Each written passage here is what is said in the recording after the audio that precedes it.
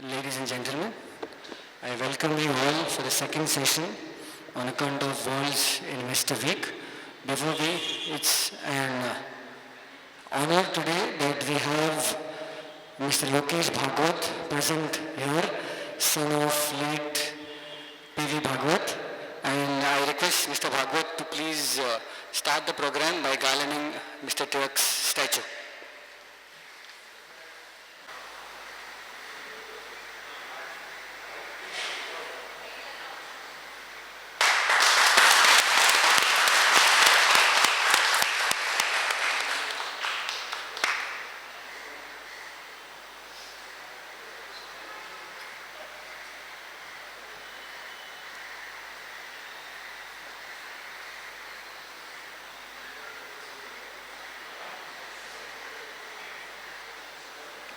Could you please stand for our prayers? गुरुर् Brahma गुरुर्विष्णू गुरुर्देवो महेश्वरः गुरुः साक्षात् परब्रह्म तस्मै श्री गुरवे नमः विघ्नेशानमुनी गुरु सस्मरुनी लक्ष्मी स आवाहिले आम्ही गुंतवणूक शास्त्र शिकण्या हे सत्र आरंभिले केव्हा स्थावर आणि जंगम कधी कोठे किती गुंतवू चर्चा मंथन तज्ञ बोध मिळता हे प्रश्न ही सोडवू ठेवी भाग सुवर्ण पोस्ट अथवा रोखे तसे फंडते वृद्धी भांडवली मिळो कर नको पर्याय हो कोणते कोठे उत्तम रोखता सुगमता लाभांश वा व्याजही कोठे गुंतविणे सुरक्षित असे नोंदीस कैसी वही सन्मार्गी धन संपदा मिळविणे अत्यंत आवश्यक पैसा ध्येय नसे म्हणून जपणे जाणीव सामाजिक ज्ञानाचा उपयोग गुंतवणुकी साठी सदा होऊ दे हे सारे समजावया सुमती दे आम्हास तू शारदे. So once again, good evening. Lot of smiling faces. Reason being, markets doing well. When I see smiling faces, you can come to know markets are doing well. Otherwise, normally, even in this hot summer, people smiling to the market, people are making money. Otherwise, गर्मी है, market पण चालत नाही, so it's गर्मी चालेल पण market पण चालतंय, so it's a good sign. So we come to a very important session today, G20.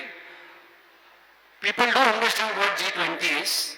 People know that G20 means definitely there are 20 countries part of it. But people don't know the technicalities as far as G20 is concerned. Why was G20 formed? What is the reason behind it? And how does it impact all the countries who are associated with G20?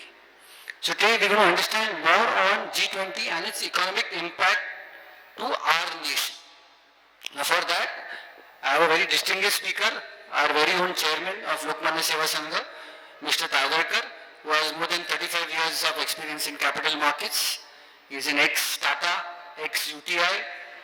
You can see him on TV regularly. He is a TV star, not in Marathi serials, but on platforms related to finance topics. You will find him normally on Doordarshan. Apart from that, you will also find him on radios at various topics related to finance. So without wasting much time, I request Mr. Tardalkar to please enlighten all of us. Thank you very much.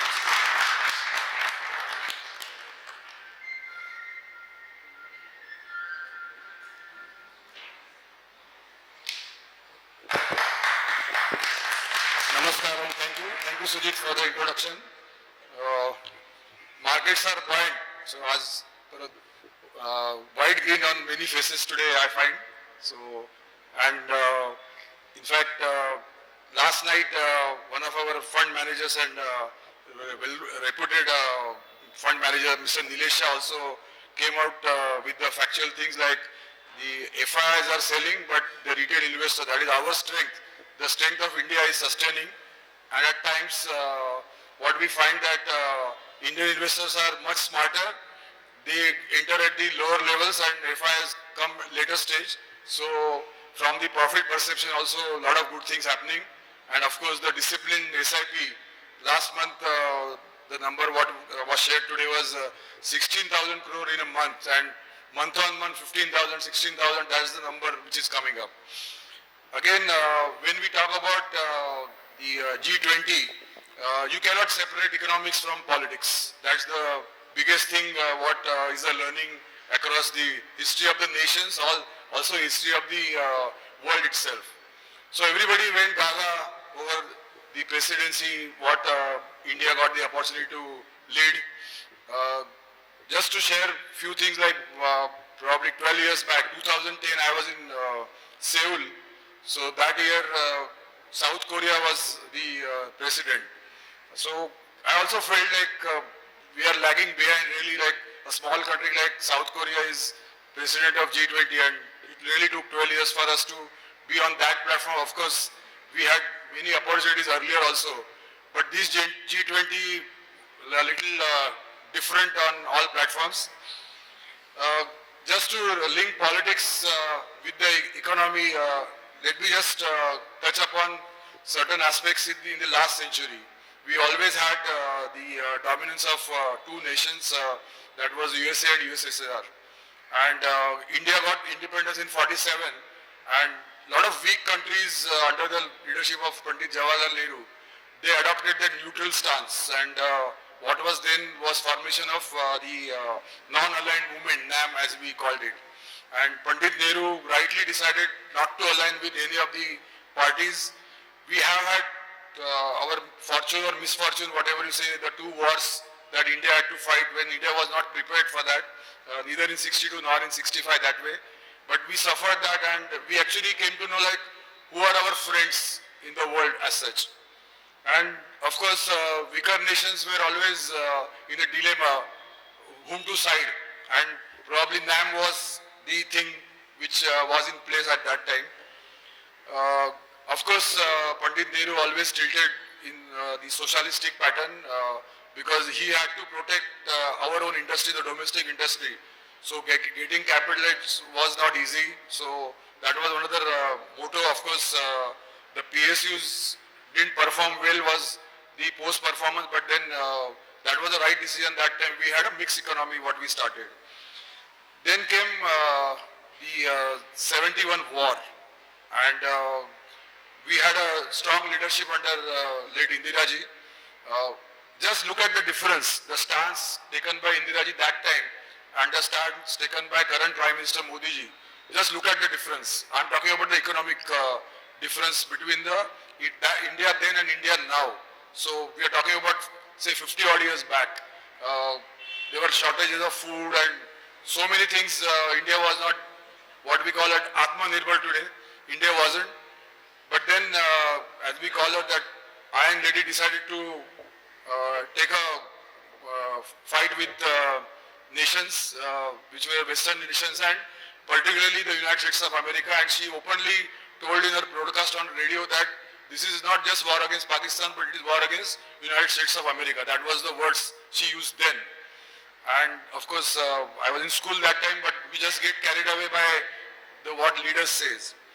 Post that, what happened is a lot of post Mrs. Gandhi, there was lack of leadership in terms of India as such on a global platform.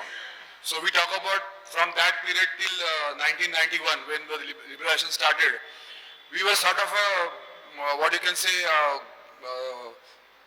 also ran or a non-entity as such in the world. And we had a lot of Khichdi government. So if you have a Khichdi government, again, you don't get much attention across the globe also.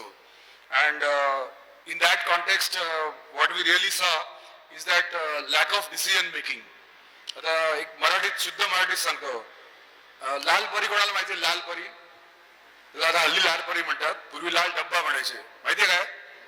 State ट्रान्सपोर्टची बस, बरोबर आहे. ते ST बसच्या शेवटच्या सीटवरती आपण बसल्यानंतर काय होतं, हा, एक तर बंपी राईड, बरोबर आहे ना, त्याशिवाय आपली मान कशी हलते, एकदा हो एकदा नाही अशी मान हलते, बरोबर ना. पु ल देशपांडे लिहून ठेवलंय म्हैस या त्यांच्या कथानकामध्ये की भारताचं परराष्ट्रीय धोरण हे एसटीच्या शेवटच्या भागावर बसलेल्या माणसासारखं होतं, कधी हो कधी नाही, म्हणजे नक्की काहीच माहित नाही, बरोबर आहे ना. तुम्ही जरा रिकॉल करा की लास्ट बेंचवरती बसलाय तो माणूस, ती एसटी खड्ड्यातून जाते, आता खड्डे आज पण आहेत, पण असं धोरण होतं त्या काळामध्ये, म्हणजे काही कुठेही काही त्याला म्हणतात सॉलिडॅरिटी काहीच नव्हती कुठल्याही बाबतीत, आणि असंच आपलं धोरण होतं. त्यामुळे देयर वॉज नो चान्स की तुम्हाला पुढे रिकॉग्निशन मिळेल. त्यानंतर एक भारत मोठ्या क्रायसिस मध्ये गेला. मी जे काय सांगतोय की भारताची पोझिशन आपण म्हणतो की G20 मध्ये एवढा रिस्पेक्ट मिळाला मोदींना, आणि मोदी म्हणतात की देशाला 142 करोड जनतेला मिळाला, तर ते एस्टॅब्लिश कसं झालं एवढ्या पिरियड मध्ये. तर 70 post 91 when there was a liberalization, of course that was inevitable, and probably we had one of the best prime ministers then, P.V. Narasimha Rao, who started with liberalization. And maybe we can look at certain stability established in the next 10-12 years, from 91 onwards till the 2004. Again, there were a lot of weak governments in that period also, that those people who never dreamt to become a MP, they become prime ministers. MP je PM zale, ek don jana. So that was also really a sweet shocker for many of them. But it so happened again, but your stature as a country in the world was the same, which was in the post Indiraji era. So again, it was a non-entity kind of thing until we consolidated. And then we had a strong leader like late Atal Bihari Vajpayee ji, bit of establishment. Then we had Dr. Kalam, so we established our position again in the atomic side. And again, there was a change in the regime for 10 years, that is 2004 to until 14, until this government came. A lot of positives happened right from 91 till 2014, you can say. Again, as we recall, especially in the year post 92, there was fall of USSR. So the country like only now Russia remained, and other countries separated. So what happened? That Cold War which was there, which Pandit Nehru actually emphasized not to be siding with anyone, that Cold War was no more. But again, the Chinese economy emerged, Russia trying to establish, because again they were the dominant force that time also. And post that, the way Chinese economy really came to a world map, again there is a conflict. So we had Cold War, post-Cold War, again with China and USA. So there started a trade war, like more in the era of, you can say in Trump era, but even otherwise also. So that dominance was looked for. Russia was isolated. Russia is even today isolated with whatever happening in Ukraine war. So what I'm trying to establish here is there is always a position for somebody to take a leadership in all this process, and that leadership can come to you only when might is right. You need to be economically strong. Then only the leadership comes to you, and that is what is happening in a natural way. Indian economy being 5th in the world, striving to be 3rd in the world in another whatever 4 or 5 years in coming years. So that what you said, there was a void for a leadership. Again, the way Russia being a communist country, socialist pattern, China again maligned with its image. So there was a lot of scope for a right country to come, a right country with a right face, and that's what was looked upon by people at large, and nothing was happening as such. 2004 to 14, when we had a Prime Minister Manmohan Singh, again let me recollect the bilateral discussions between the then US President Mr. Obama. President Obama made it clear to Dr. Singh that India should take certain stand in a world economy. Like India should establish its position. It means what? There could be a lot of disputes happening. Maybe the crisis of Asian fallout in 97. In whatever way happened, Obama was actually insisting that India should take a stand but unfortunately taking stand never happened. We also had our own misfortune, be it the 9/11 of our era, the 2008 meltdown happened. Of course, India sustained in a better way like we sustained in this post-COVID era also. That was the credit of again Dr. Reddy, who was our governor then, and we came out sort of a thing out of that. Again, the China dominance continued in that phase, and all these things, if you look at what was established, a trust deficit. Agree? Always a trust deficit. If you side with US, US is going to dominate you. Then US may fund you, but the supply of for your war, whatever things required by you, will be huge dominance. Russia was isolated as such, so only the socialistic pattern of inclination, only those people were with Russia. China, full issue with the trust. So there was a huge trust deficit happening then. But let me just go back to what I could say, more than 100 years, more than 150 years in India. I'm talking about the year 1868. Anybody can correlate 1868? What happened in India? Establishment of Tatas. Late Jamshedji Tata started his first company in India. Just look at, I'm drawing some parallel here, the word Tata in India and the word India or Bharat, whatever you call, in the world. Now what Tatas did, in 1886, we talk about the all FIs come to us, गोरे लोक invest करतात. काय साहेब कशामध्ये करतात?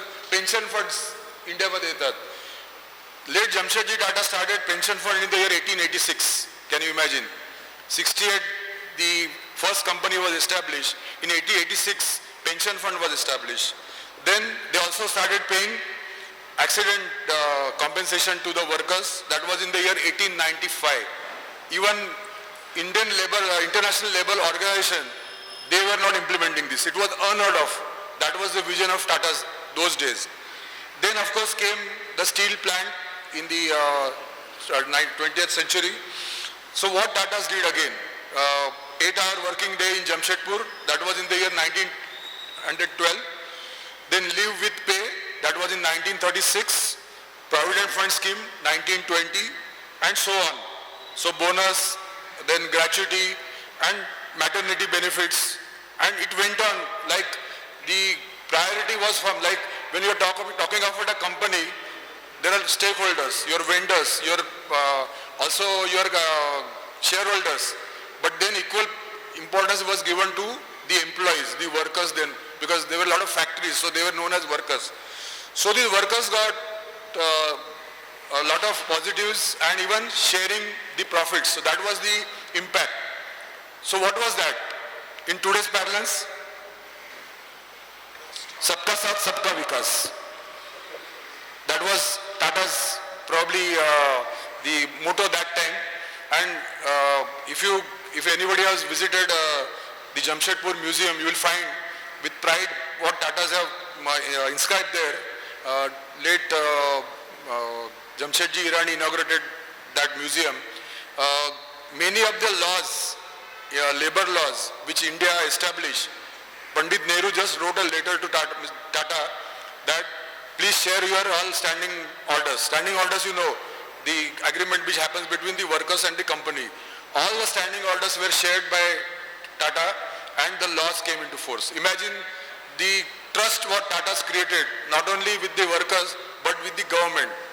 And what that actually led, like I think even the Gratuity Act was as late as 1973. So we are talking about some 60 odd years back. So they say that Gratuity Act is word-to-word copy from Tata's standing orders. So that's the trust Tata's created. And different classes of society, worker, women, then Tata also had creche that time. I have seen one document in the Jamshedpur museum where actual appraisal of employees was done in the year 1914. Can you think of 1914? And ratings were given like A, B, C, D. for giving promotion or whatever. So that was the transparency Tata had established then. And now of course all the HR people, they brag about their own things, but this is what Tata's did then. And subsequently, whatever good things were adopted by international community, like if international level organization adopts Tata's policy, I don't think there is any recognition required from anyone. And of course, Indian government was no different. So many of the laws were enacted from this origin document of Tata's. That is how it was established. Now let's come to the current position. 2014, the new government came to power. This is the 10th year. I'm going to correlate that with certain slogans which became part of our life now. Before Modi government came to power, there was first one was, anybody? Ab ki baar, Modi Sarkar. Then came what? Achhe din aane wale hai. And all this rotates about by the opposition also today, whether achhe din have really come, achhe din aaye hai kya? They keep pricking, that is the duty of the opposition leaders. Then actually I went to what we have the alphabetical list. It is endless, but I just picked up few from whatever slogans Modi government coined. Look at the what you can say the inclusiveness in all this respect, because I can't use any other word. It has to come from the same place. So it is post Modi Sarkar, Beti Bachao, Beti Padhao Abhiyan. So giving importance to women. Then came Make in India. Then came Swachh Bharat. Then came BHIM, that is Bharat Interface for Money. Look at the impact. Swachh Bharat, toilets being made. Prime Minister was not ashamed to declare on 2014, 15th August that yes, we don't have toilets for women. And that is made to be, needed to be made. Similarly, Make in Bharat, which was again during the Corona period, we saw new word coming, Atmanirbhar Bharat. Then of course, the BHIM, which was just a beginning, that Bharat Interface for Money. Then there was a phase when the government stabilized, they realized the importance of the national highways to be built, which was already in place. So major thrust on infrastructure. That was done by this government. And in that context, again, the same word I come back, Sabka Saath, Sabka Vikas. That was the slogan. So connecting to all the ingredients of the society and all the pockets of the society, be a student, be a lady, be a farmer, whatever. So that was the motto, Sabka Saath, Sabka Vikas.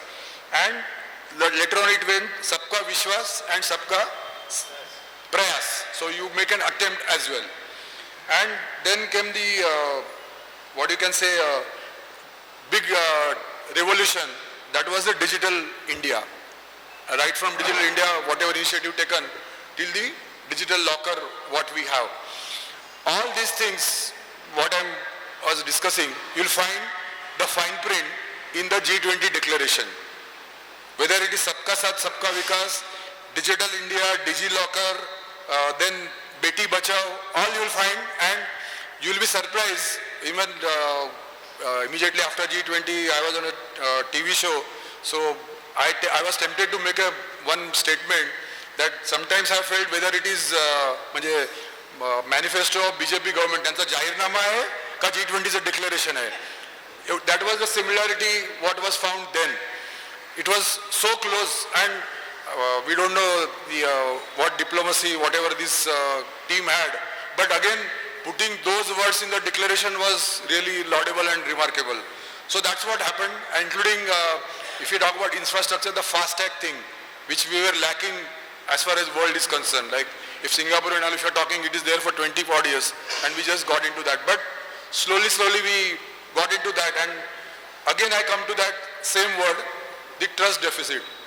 So probably that trust deficit was eliminated as far as India is concerned. Like people at different levels realize, yes, something is being done for us. Now that us is different classes of society. I'm not talking about people who crib on 1st February 2000, whatever year, every year, when the budget is declared.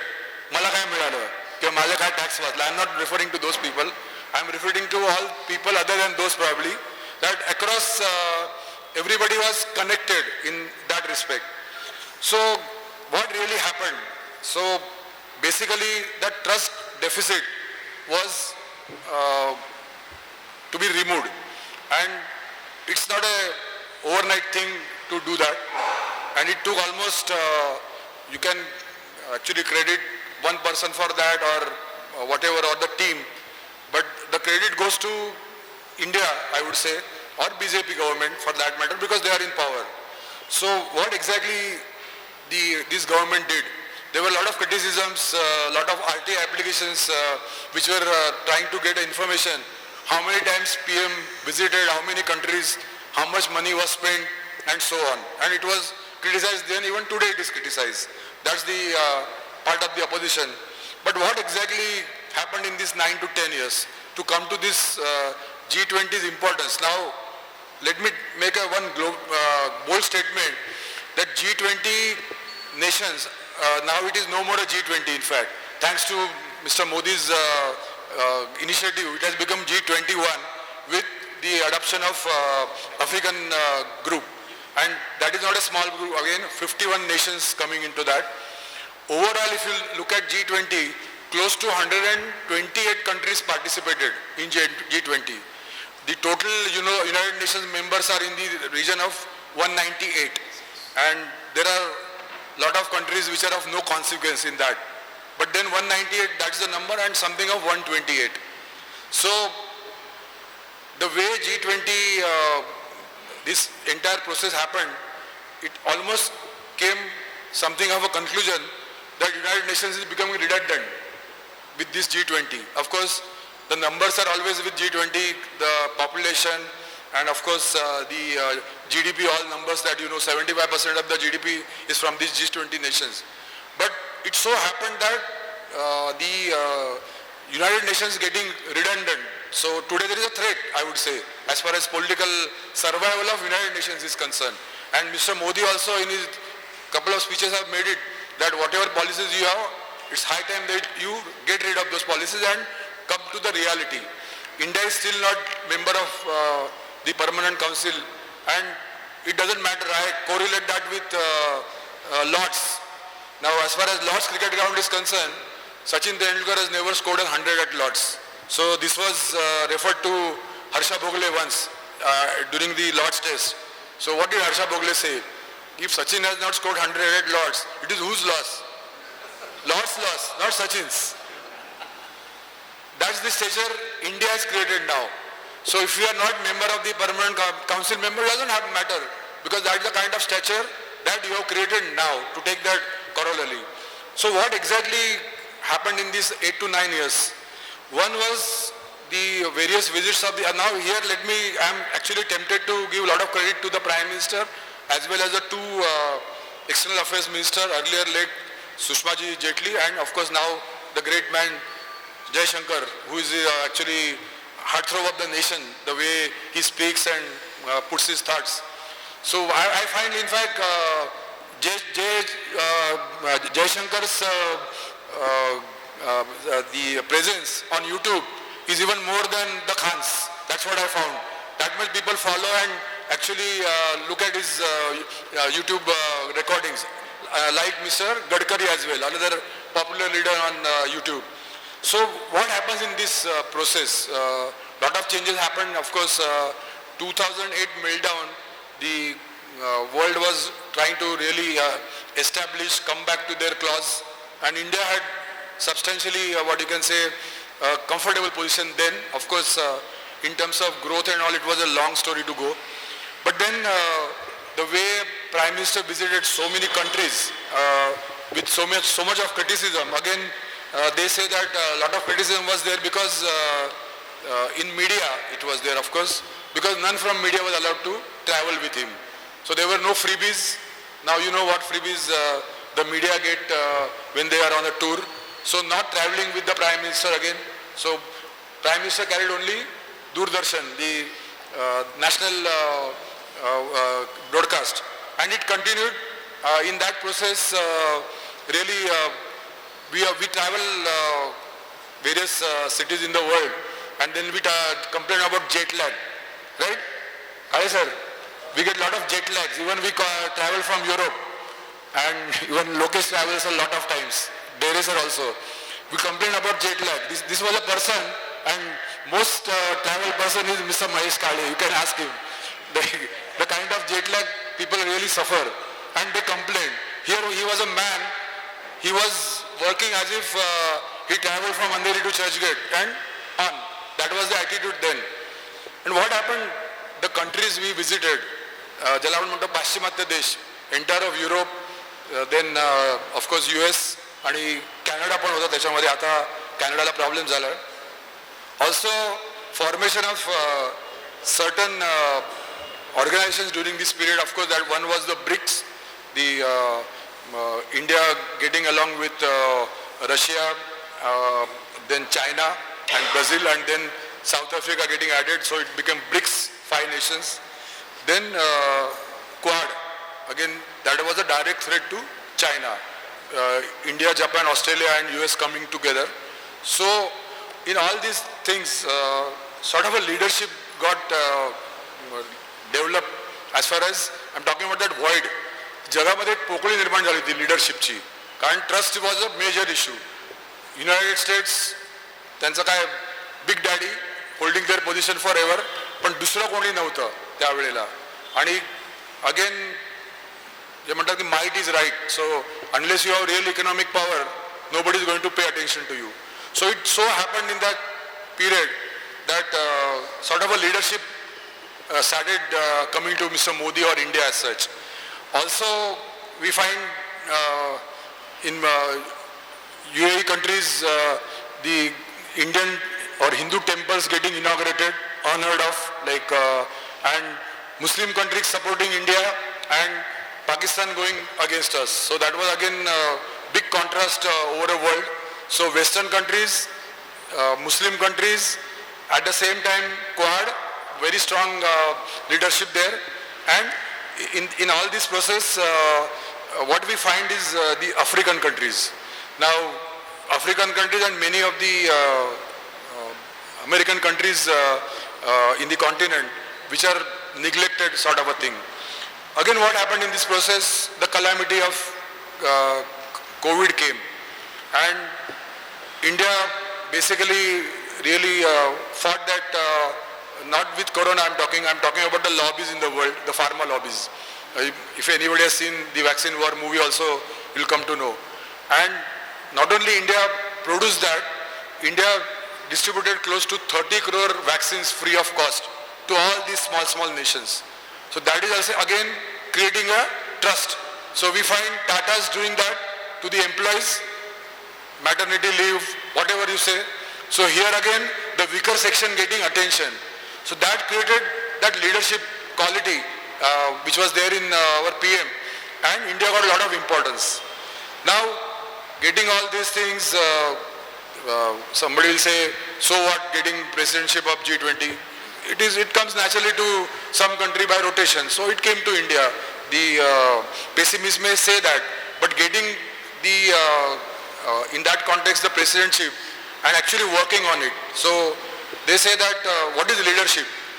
Leadership is not position. Leadership is actually action, and that's what happened when this leadership came to India. And the clear difference was last year's the Bali declaration, which had a clear mention of Russia-Ukraine war, and where Russia was not happy, in fact, with certain wordings. And the way it came here, like, I don't know, it must be the epitome of diplomacy, the way Russia was mentioned in that, and ignoring China again in that context, and not blaming Russia, at the same time not ignoring the war. And again Mr. Modi had said this is not the time for war. That also was made very clear by him before G20. So the document which came as far as G20 is concerned, there was no mention of actually criticizing China. So China is happy because, Russia is happy because there is no mention. And again it so happened that there are always people who will put you in embarrassing position. So Mr. Jaishankar was put this question, what is the difference between this declaration and earlier declaration? And the hint was for the war, post-war. So he says Bali declaration is Bali declaration, Delhi declaration is Delhi declaration. You find out what is the difference. So it was so crystal clear when it came to the war point of view. So all this creating a special kind of a position for India, and the exact word that trust was created, that trust deficit had gone, and what position probably Tata established in the last century or even the previous in the minds of the people at large, that we saw not only in people of India as such. Maybe there are critics for this government, Modi, his policy, that is fine because we are part of democracy. But it so happened that now every country is taking credit if they meet Mr. Modi, or somebody takes a selfie, or somebody has a bilateral meeting, that kind of thing happening. And in all this process, the G20 came to us. Again, G20 was not something, it was held in one fortress, people coming and all babus attending it, or the who's who of politicians. It was not that. It held across 200 cities, 80 cities, and more than 225 meetings were held. It covered maybe youth, social organizations, business, banking, you name it, all subjects cleared, environment, everything was cleared. The involvement of not only just Indian representatives, that is the institutions, but also the world at large, they came. Of course, IMF was here, so was the World Bank, but a lot of countries which were not part of G20, their representative also came to India to participate in those meetings. And imagine, it is not one or two meetings, 220 meetings across India. So that also sort of created that inclusiveness, sabka saath, sabka vikas, that inclusiveness came here. And what is the word, that preamble of G20 declaration? I'm just read it out. I'm going to read few of that. The preamble says, to create strong, sustainable, balanced and inclusive growth. Now you will find this exactly in the BJP manifesto. You just check it. So sometimes when you compare yourself, whether it is derived from that, but this is the reality. Again, in this respect, a lot of things were discussed about the governance at large. So we also have our own slogan, what is that, minimum governance and maximum, what? Minimum government, maximum governance, so non-interference. So the global economic governance aspect was also discussed in this meeting. I'm coming point by point, what G20 reflects, what India did, and what is happening for the future. I'm going to compare in that institution, that way. So it is global economic governance, including reforms in international financial institutions like IMF and World Bank, and also it is specific mention there, India seeks a more equitable representation of emerging economies in these institutions. So emerging economies given proper weightage by this G20 declaration. So here again you find the United Nations getting redundant. G20 nations talking about this. This should have come from United Nations, such kind of initiatives, but it is not happening. Then the trade and investment issue. So in that respect, the trade barriers, protectionism, whatever, although we say that Atmanirbhar, but then the balance between India, export and import for all countries, not just for India, and how you promote your predictable global system. Then comes the financial stability. Again, in financial stability, that G20 focuses on stability and regulation, and India is part of discussion related to that market. In fact, I'll come to my last point, what is happening today in Morocco, where our finance minister and governor has gone. So again, India is chairing that meeting because G20 chairmanship is not yet ended. It will end at November end. So from that aspect, again the word exactly taken from BJP manifesto, sustainable development, exact word. And what we find there, that India emphasizes sustainable development within the G20. So the presidency thrusting on the 20 nations. Of course, I give a lot of credit here again to President Biden. Probably they played a second fiddle to India, knowingly everything. Of course, they got all the importance what they deserve from Modi ji. But maybe to counter China, this could be their diplomacy, that they give a lot of credentials to Modi's whatever utterances and all. So that was another point what we find the sustainable development. So in that, whether it's a climate change, energy, so sustainable development goals were established. Of course, again, correlated to that, environment factor, we announced that we'll use 10% ethanol as far as the crude is concerned. We surpassed that 8 months before. We are heading towards 20% now, the way we are doing it. India is banning sugar exports, remember, this year, because there is a shortage of sugar across globe, but then India doesn't want to lose on the ethanol production. So that is going to happen. And again, the green hydrogen target what we have taken for 2030. So this is what we have already done. So that got reflected in G20. So from the development perspective, India will get those chances as far as this G20 is concerned. And we did a lot in solar from that aspect. I read just last night that IIT has developed some technique now where the electric vehicles or the energy what we create, which is sort of a 60-70% or 50% efficiency. So solar energy conversion from that process will be close to 70 to 80%, and it's going to be even cheaper. So something on the cards which the IIT has taken that initiative. Then of course India's biggest achievement was the digital economy, and we saw from the reports that a wallet of 1,000 rupees was given to the delegates to do their shopping, and they were really amazed to buy some vegetables on the basis of QR code, and basically they never expected that, but they are not aware that our chai wala also takes 7 rupees for that, but they were not aware. So that kind of inclusiveness what we find. Again, the big issue across nations as far as economy is concerned is the fiscal deficit. Now, in the Jetli era, we stuck to that fiscal deficit, Vittiya Tut Jalapan Manto, that is government borrowing, revenue and the expenses difference. So it was in the region of 3.5 to 3.6% of GDP.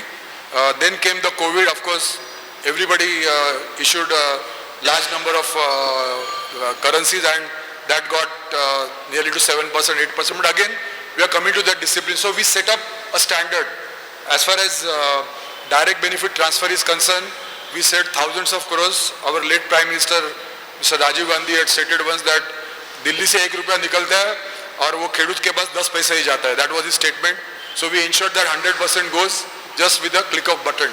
So huge savings on that leakages, and that was also projected by our External Affairs Minister, that what's the big difference that we find in that era as far as economy is concerned. He said only one difference, Modi. So no leakages. That was the coin that he used. Of course, then came what we have proudly project now as the system of payment, the UPI.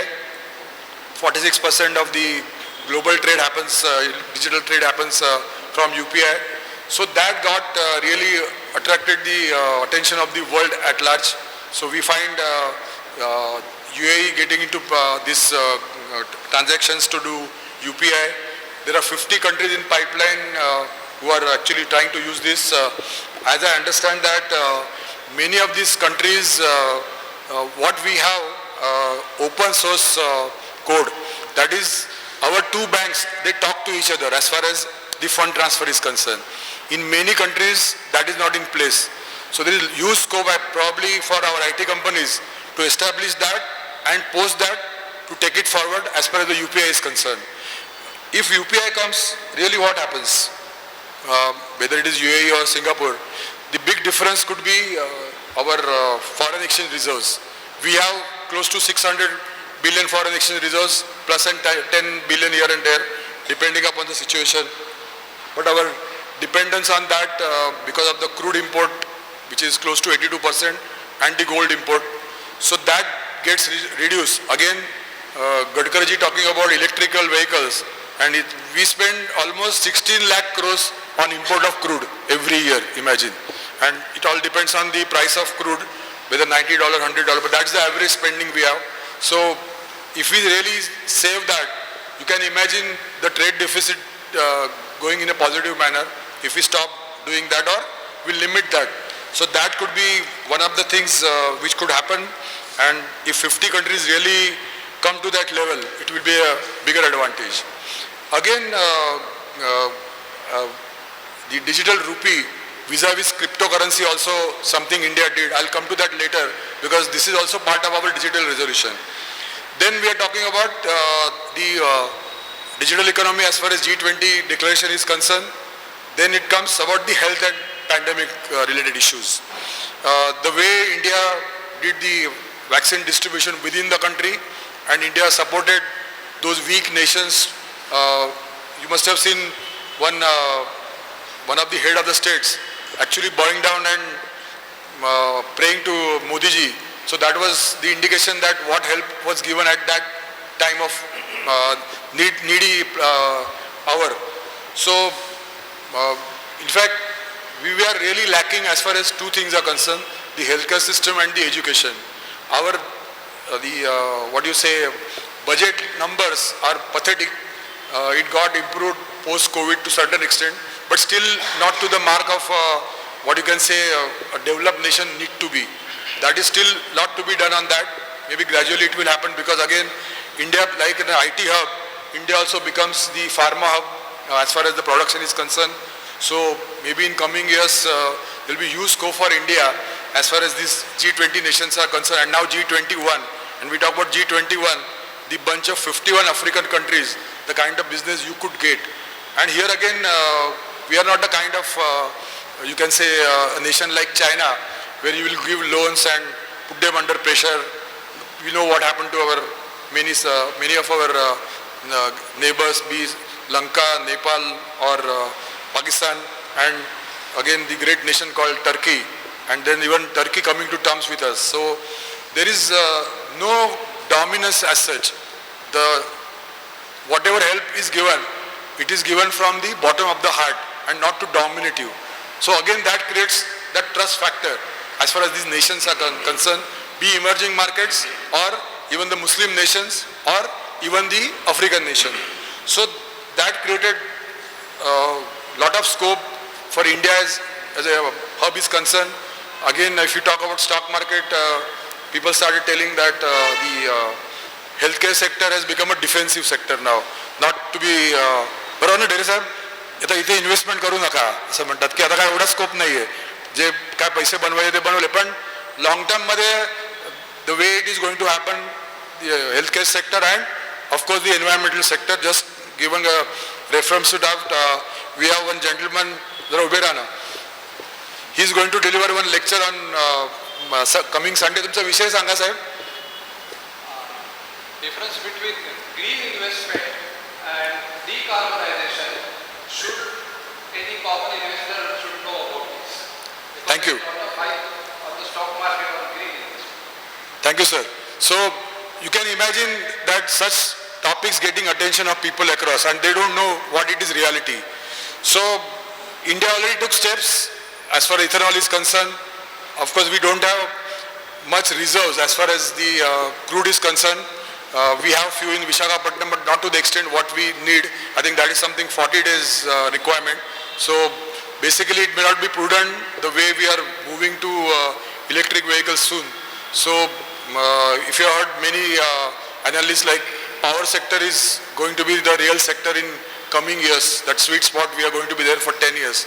So in that context, whether it is environment, green hydrogen, whatever you say, power sector is really going to dominate along with the infra that what we come across. So again, coming to infra development, from where we started, something of 12 or 14 kilometers per day, suddenly it went to 37. Of course, post-COVID, it came down. Again, we have very ambitious target this year. So infra, we continue to invest and looking from both the sides, and like we have something of this budget of 10 lakh crores capital expenditure in this year. So the thrust is going to continue. It can't come down. And again, one positive, what we find that the investment coming to infra from post this G20 is the tax collection. Month on month, we have crossed that threshold of 1,50,000 crores. 150, 160, 165. So that number is not going to come down, the kind of transparency what we have. So as per the unofficial numbers, they say that close to some 24% on the unorganized sector has now already come in organized sector. It's a long way to go. You can't expect a vendor who's selling bananas to come to the mainstream, but it will definitely happen. But 24 also is not a small number compared to something of 5 crore SMEs in India. So 24% of that, if you are talking, it's a good number, maybe 1 crore coming to this, 1.5, 1 and 1.25 crore. So gradually that is happening, your tax collection mounting, government spending more, it can attract funds from outside. So FDI coming is a similar way what could happen to infra. We also talk about the main focus of this was the inclusive growth in this G20 focus. So the sentence there again I'm tempted to read.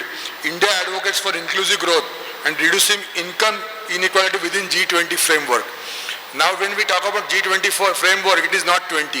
It is 20 plus 51, 71.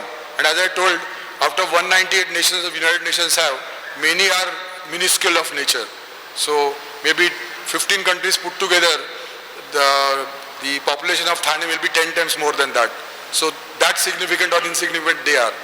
So in that context, what was unanimous in that these nations are signing this document is saying that we reaffirm that achieving strong, sustainable and balanced and inclusive growth, as again the acronym coined there is SSBIG, strong, sustainable, balanced and inclusive growth, will require policymakers to stay agile and flexible in their policy response, as evidence during the recent banking turbulence. If few advanced countries, you are aware what happened, the kind of support the central banks gave, and still they are going through. Again, last night some positive development happened. Probably Federal is not going to increase the rates. That is the indication coming. But this is what is happening across the globe.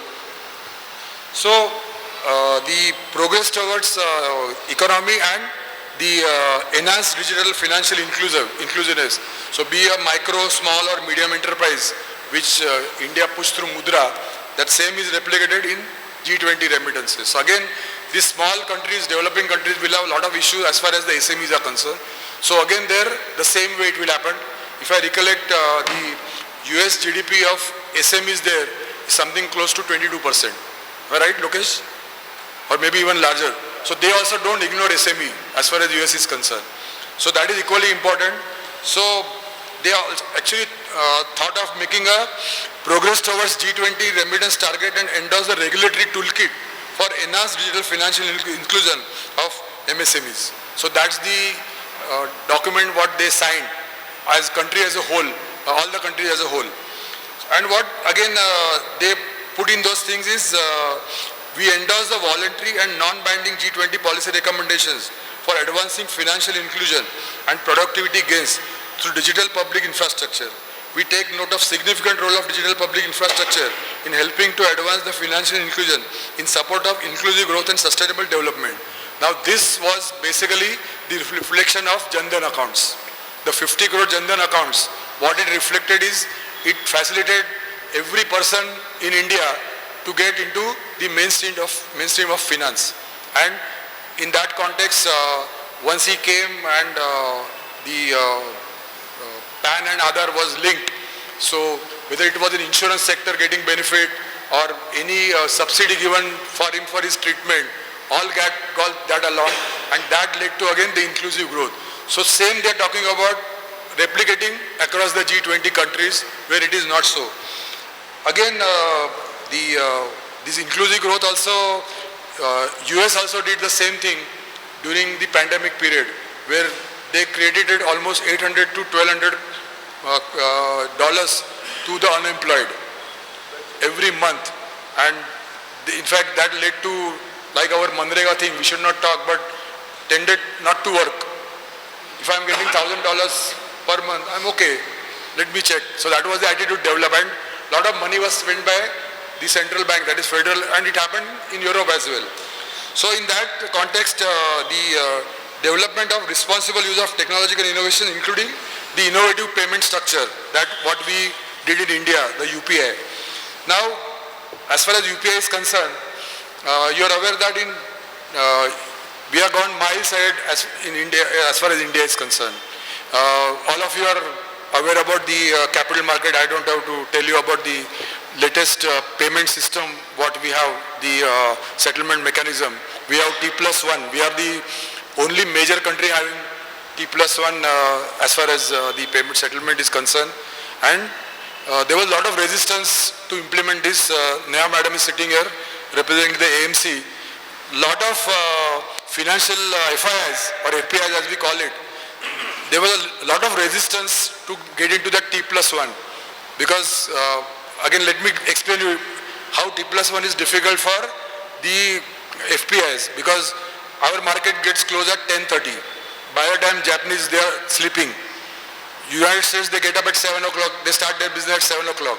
So entire globe they have to ensure that next morning 10:30 the stock is delivered or the money is paid through a global and local custodian.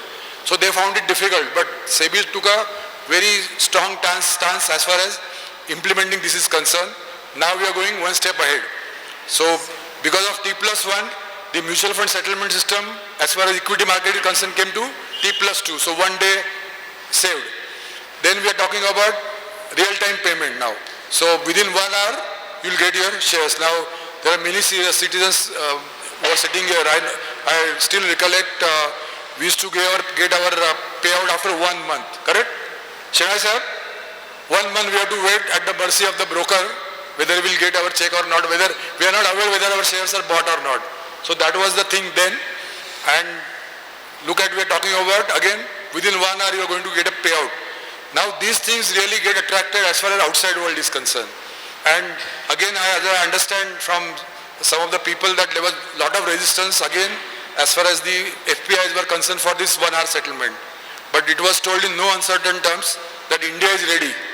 Better you get ready, into bracket probably. We are going to do, it's a voluntary, if you don't want to do, don't do it. But we are going to do. So that's kind of leadership, what I call, has come. Now again going to the intricacies of digital payment. Many of you must have sponsored the educational loans or payment to your kids who go abroad for studies. What is your experience? Rashmi madam, how much percent you have to pay to buy the foreign exchange officially, you have to remit? Any idea? 5 to 6%, 5 to 6% officially you have to shell out. Imagine that is the cost. Now this is really hurting. Plus, if you are doing, now of course there is a system like SWIFT which is there in the place for the custodians are concerned. And again, the threat was post-Ukraine war, Russia was outcast from SWIFT. So they were not able to participate in that. So there has to be something as far as the digital payment is concerned. So India developed in December 22 that Digi Rupee. I don't know how many of you have downloaded 10 rupees, 20 rupees to make a payment. Now, practically if you look at, you will feel that it's a small thing like when we go to the market instead of carrying cash, we can make a payment like we pay through a code. But it's not limited there, let me tell you. As far as payment is concerned, we have one word coin, Rokda, hard cash. There is nothing beyond Rokda, right? Like the God, State Bank fixed deposit, next is Rokda. If I am giving Rokda, nobody will question me. There is a transfer of asset in whatever fashion.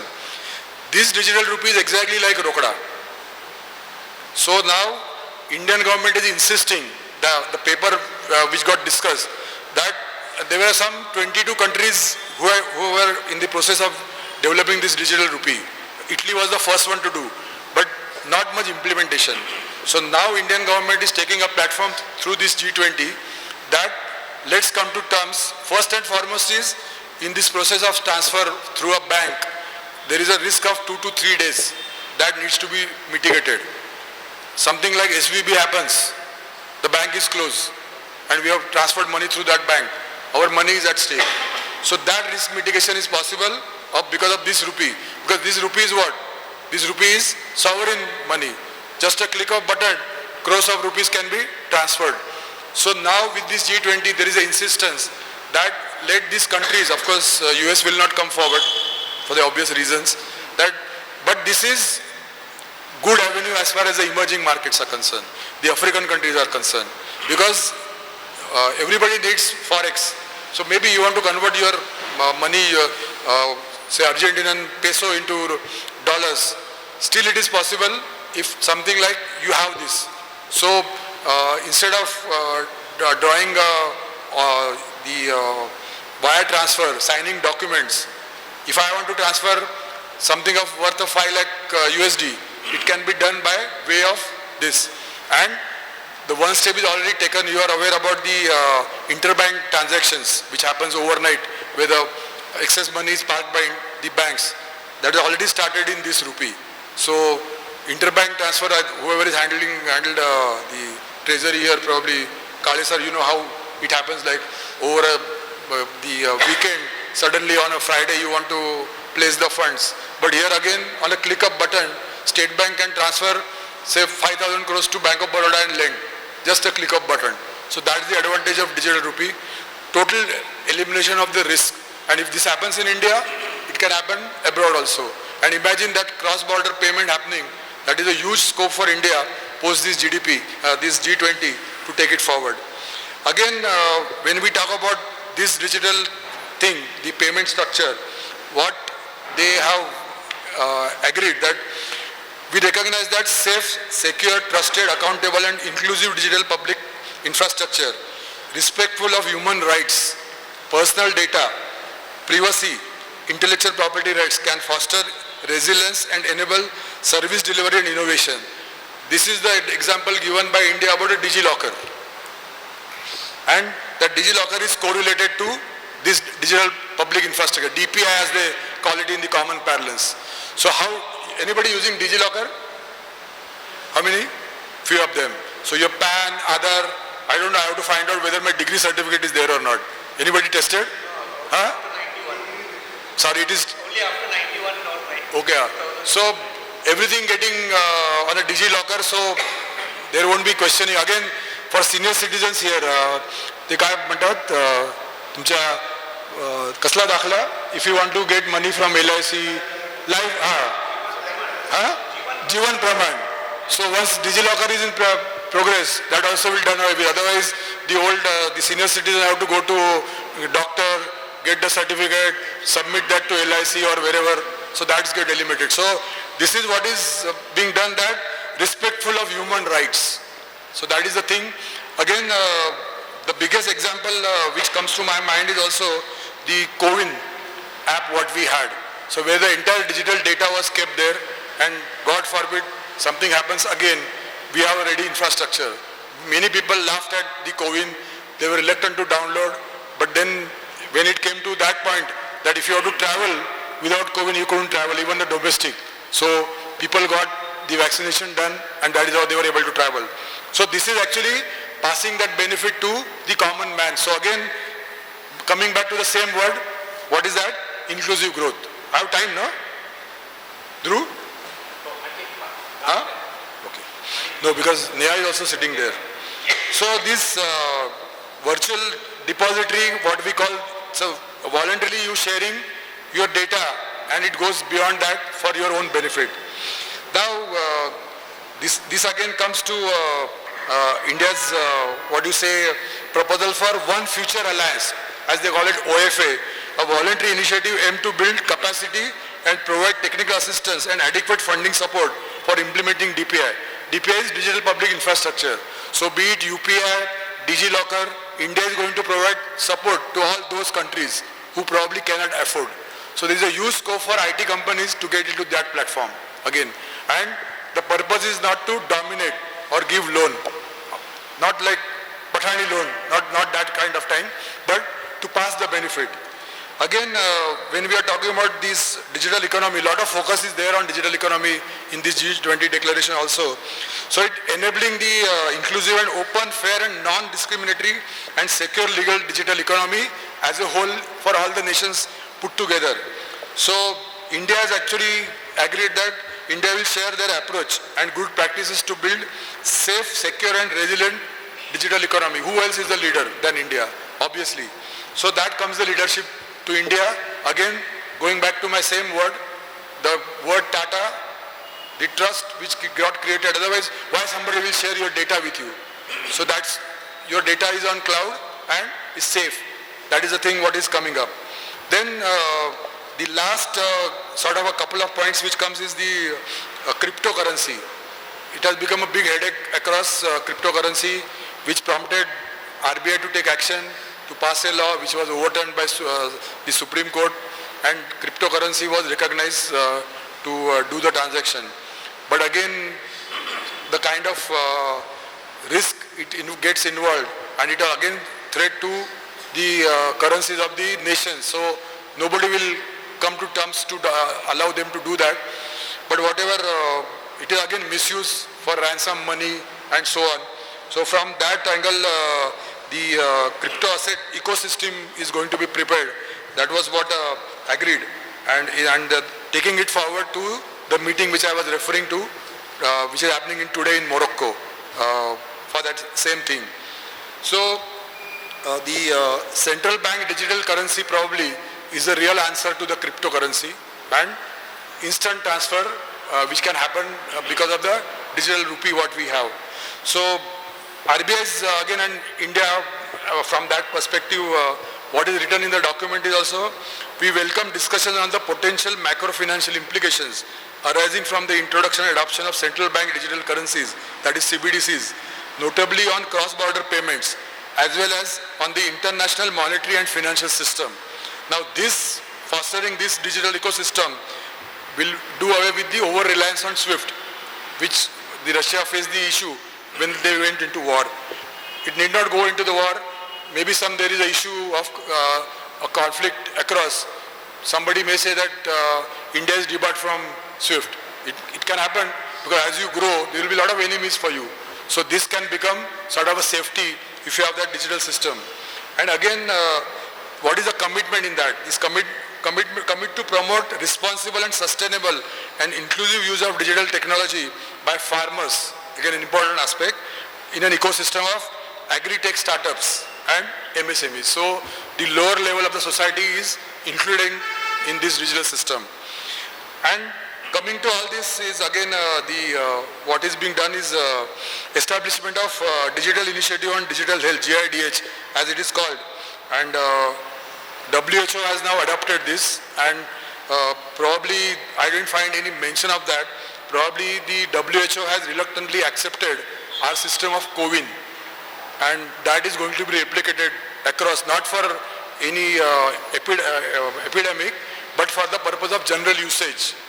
Maybe that could come, because again we always talk about COVID, but even TB is not eradicated in India, and we have actually shortage of the vaccines for TB.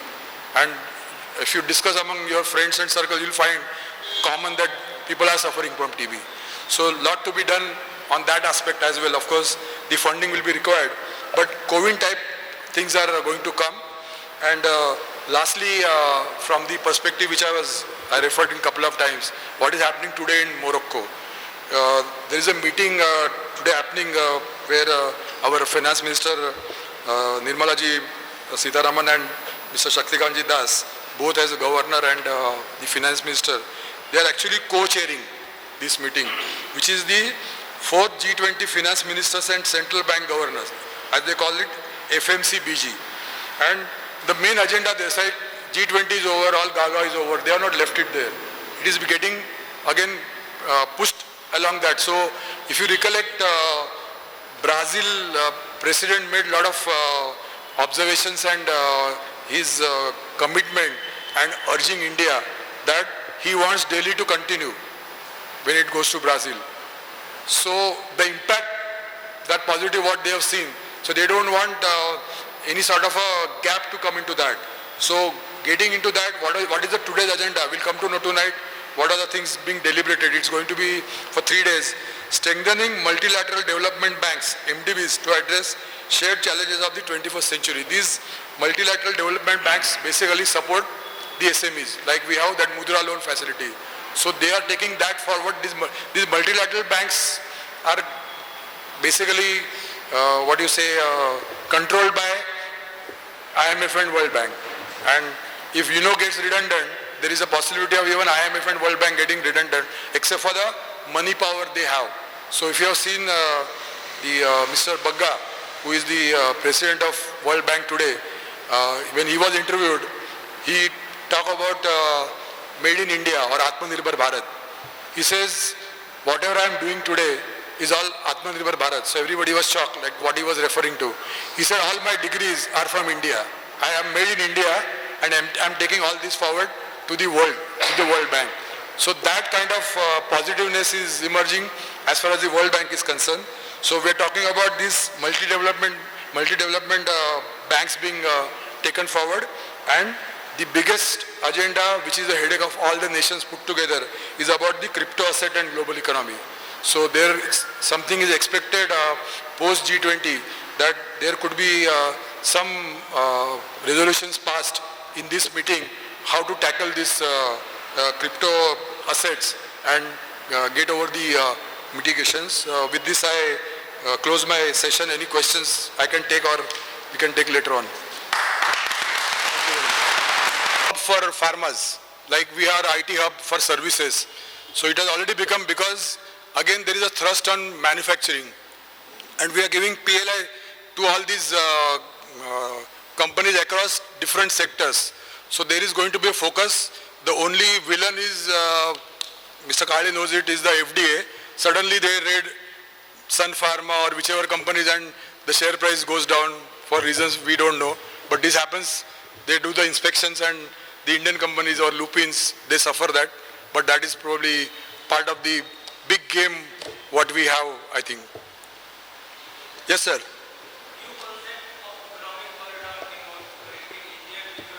Yeah. Again, that is part of our infrastructure, and look at the political impact of that. You are talking about connecting the Muslim nations, Europe, and you will finally say, what is the gain for US? Nothing is going to US. But you know what is the advantage to US? Because of the movement from India, whichever port, even you take Kandla or whichever port, to EU, anywhere in EU, it will save almost 40% of the cost of US for the transport. So naturally US will support this political move, and there you find Western countries coming together, that is entire EU, European countries plus the Muslim countries, and of course the India. So it is win-win for all, but somebody had to take the leadership. Probably that is the thing what we have done, and it is for everybody's benefit, not for the dominance for any route. That's the main purpose behind it. So I wind up and conclude. Thank you all of you. Thank you so much.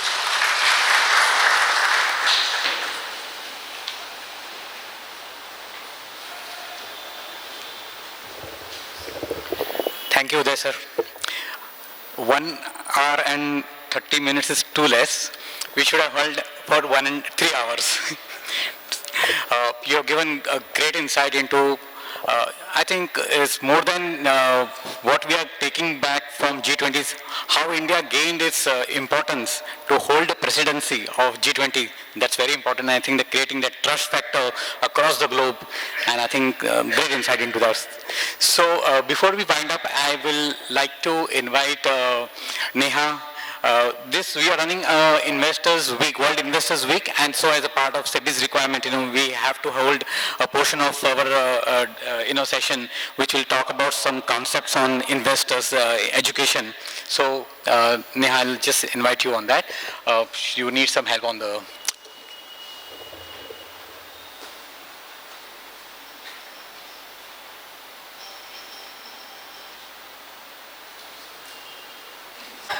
One and a half hours, good enough. So, but obviously you would definitely love more, and we as Franklin would love you to have some sessions exclusively for us employees, so that we can gain your insights as good as these people, how many they are getting the opportunity, maybe every Sunday or whatever it is.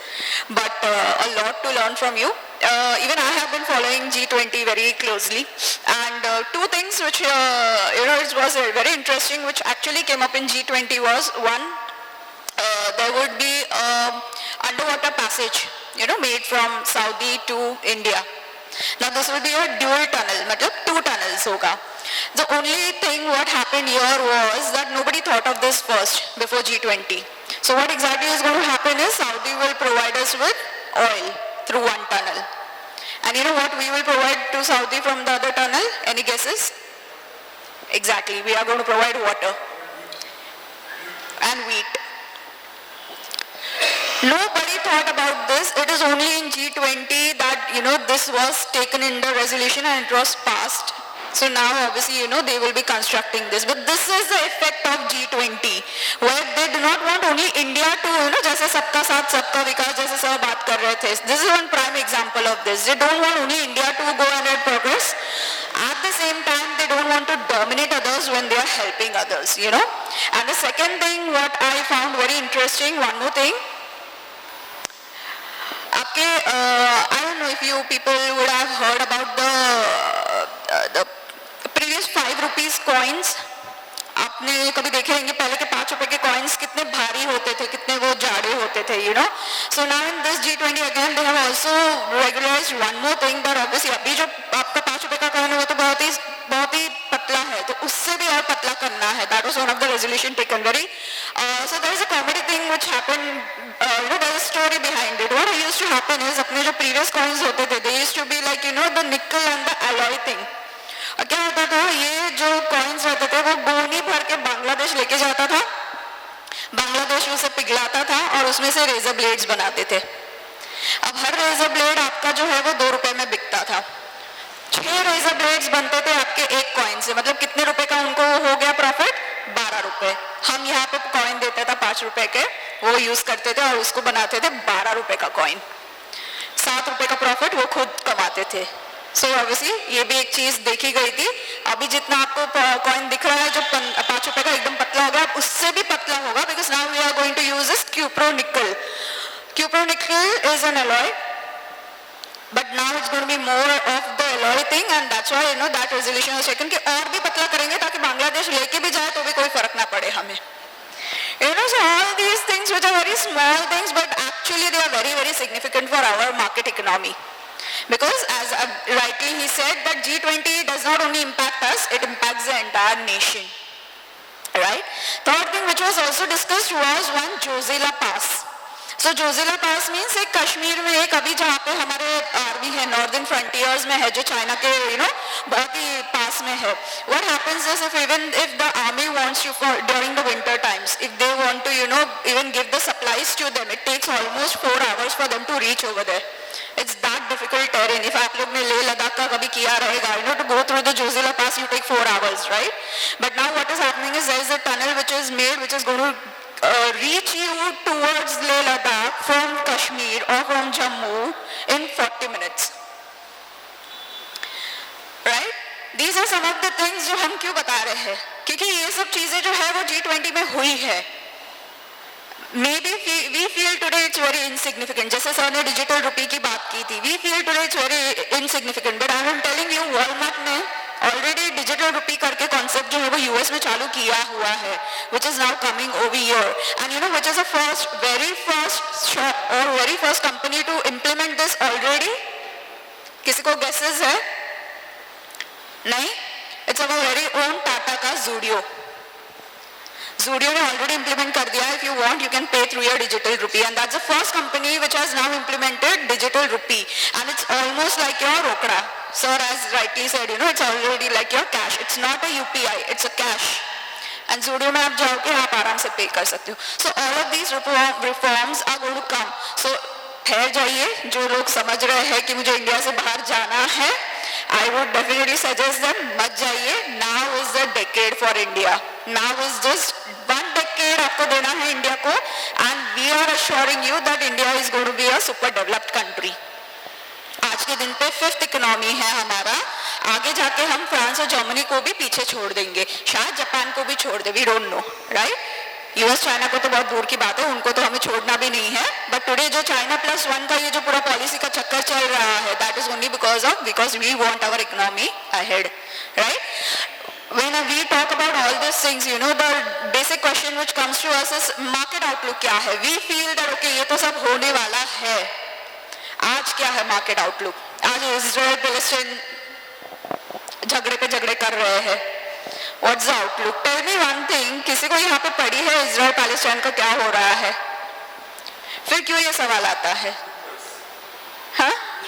Crude prices, exactly, right? But crude prices एक ही है factor जिसकी वजह से आज ये सवाल आ रहे हैं, करेक्ट? हाँ? Defense kind of, see, ideally defense, they will exhaust it. Yes. So you would be knowing India has volunteered. The Palestinians had said India has volunteered to fight, but they have said no, that they do not want Indians to fight voluntarily for us. So they are going to exhaust everything, but sir एक side तो हो ही जाएगा, या तो Hamas रहेगा या तो Israel रहेगा, दोनों में से एक रहेगा. But yes, if the crude prices today are affected, suppose for example tomorrow the war gets over, one of the side will remain. How will it affect the crude prices? Will it even affect the crude prices? No, right? जैसे हम यहाँ पे बात करते हैं ना कि कल अगर 2024 में, अब हम सबको पता है यहाँ पे कि सबका साथ सबका विकास मोदी जी आने वाले हैं, बराबर? Suppose for example आप सब ने मतलब आप सब सो गए एंड किसी और ने कांग्रेस में जाके वोट कर दिया और राहुल गांधी को ला दिया, ठीक है? कल उठ के राहुल गांधी आपके प्राइम मिनिस्टर बन गए. कोई इफेक्ट होने वाला है? कोई फर्क पड़ने वाला है? कंपनीज जैसे वैसी चलेगी, राइट? वो भी ऑब्वियसली देखेंगे कि जीडीपी आपका अच्छा रहे, वो भी यही देखेंगे कि हम भी 5th लार्जेस्ट से 3rd लार्जेस्ट होने वाले, correct? So crude prices are going to be affected today. Yes, I agree, it's going to be affected for the shorter tenure of time also. But even when Russia Ukraine had started, you remember sir, barrels का अपना price हो गया था at the all time high. Today again they have settled down because everybody understands war is not the solution to anything.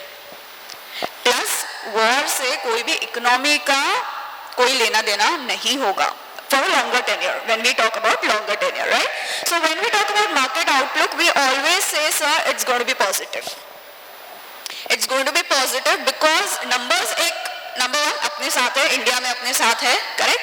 Plus as you see market एक चीज से नहीं चलता है, there are lot of asset classes which actually run your market. So any time your winners are going to be different. Today if I say crude is going to be my winner for the asset class, tomorrow उठ के gold भी हो जाएगा.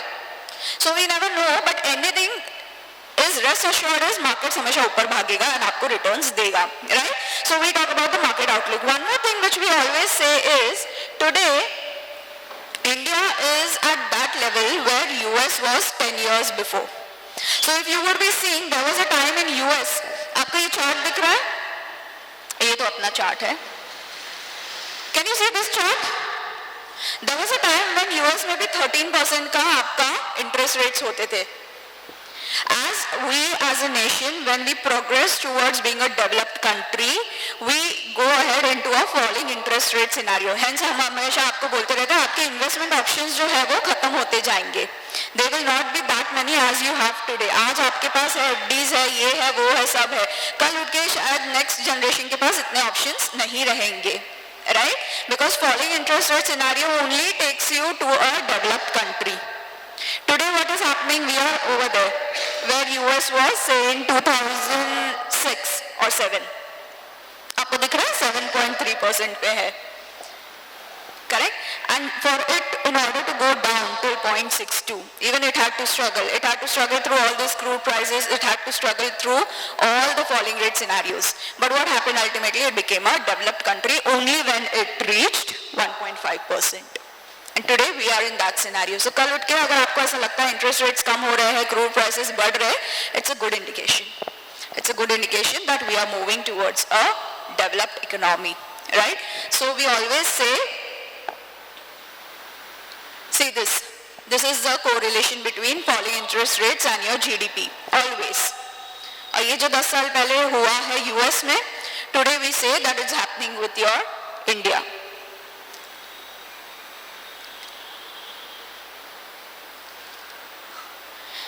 Because even today we are at 3.4 trillion. We have to next move in the next government itself. They are saying that they are going to move to $5 trillion. हमने projection already किया है 10 साल का. You are going to move towards $8.5 trillion. If $8.5 trillion तक बढ़ना है, we need everyone's support. People like you and me, we have to support by staying in India and by not moving out, right? So that is how the economy is going to work. But again, when you have this question, market outlook kya hai, we'll always have only one answer for you. It's going to be good, right? So with that, my time is over. And thank you so much for giving me 5-10 minutes. Thank you, Neha, for that very brief and quick synopsis about the Indian economy and the future at its holds. So I would also like to thank once again our chairman for holding this wonderful session on G20 summit.